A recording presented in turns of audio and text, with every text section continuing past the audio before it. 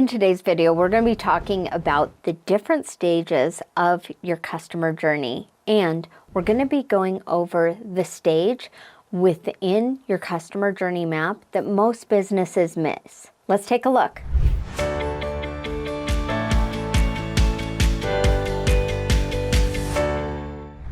Today, we're going to be taking a look at the stages of a customer journey that I walk all of my clients and hundreds of businesses through every single year so that we can map out their customer journeys. We're going to be covering that one critical part of a customer journey that most businesses miss out on entirely. And finally, we're going to talk just briefly today about how we can move from mapping and the stages into implementing our customer journey. Let's take a look.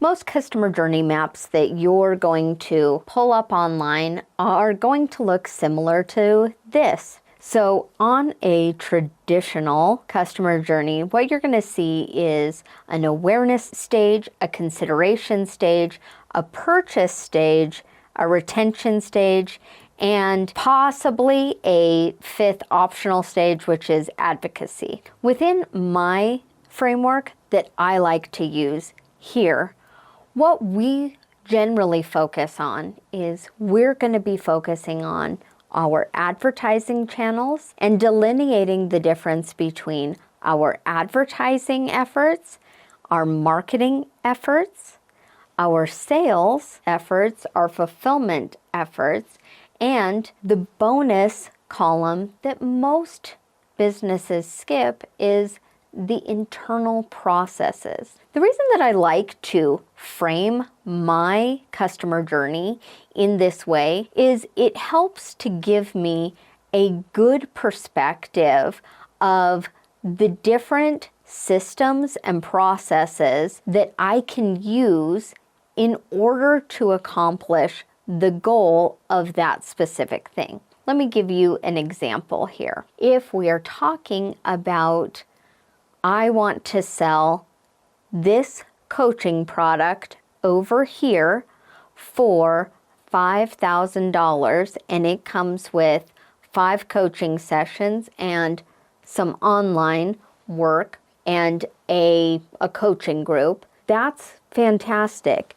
What I want to do is I want to start with that as my product, and I'm going to work my way backwards into our sales column. When I do that, I'm going to look at one key indicator. Do I have a consult to close business, or do I have a direct to purchase business? The reason that this is important is it just changes our sales pipeline and possibly other stages where somebody along their customer journey could take maybe a slightly different turn than we wanted them to. We want to be aware of that. In this example that I'm giving, I'm going to say that's probably a consultative type of business. So I'm going to put that here. From there, I have a webinar that is pushing into the reason that they need a consultation. And finally, I'm going to take a look at those advertising channels, or where it is people are seeing my content. So whether that's Facebook posts, whether that's LinkedIn, whether that's referrals from customers or speaking engagements, that is our advertising. And then we have our marketing, which is the webinar, our sales pipeline, and our fulfillment. Then we're going to have a list of internal processes that likely are going to need to be done, not just for fulfillment, not just for sales, but also for marketing and for our advertising.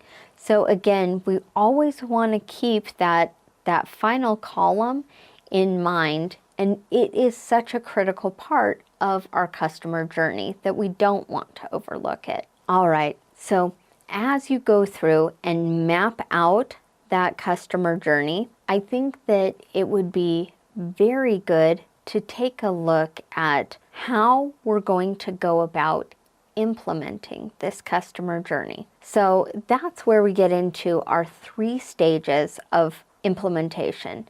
The first one is organizing. So that's building out first our blueprints, getting into our CRM and our marketing systems to build out those processes. Our second stage of implementation is optimization. That's where we are starting to put leads or customers or prospects through that singular part of the customer journey that we have gone through and built out. What we're also doing in this optimization phase is we're taking a look at what the data is telling us.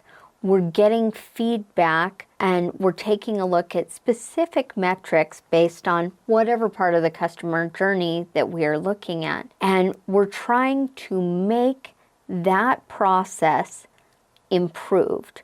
So let's say we're talking about an email campaign. I'm going to look at open rates. I'm going to look at click-through rates. If I'm looking at landing page optimization, then I'm going to look at how long people are staying on the page. Are they moving forward? I would look at things like the CTA. I would look at loading time for that landing page. So there's a number of different metrics that we can look at in order to help optimize for better success.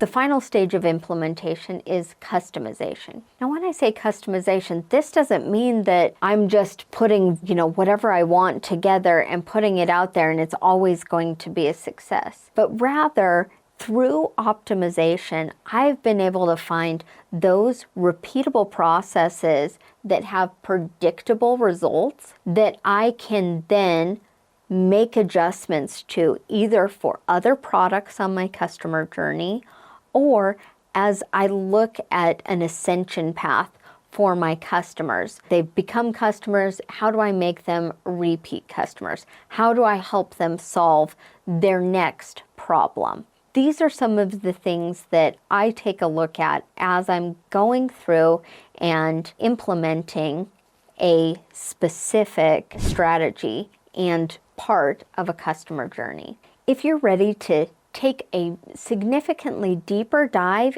into what customer journey mapping can look like for you and your business, then I want you to take a look at this video here where we do just that.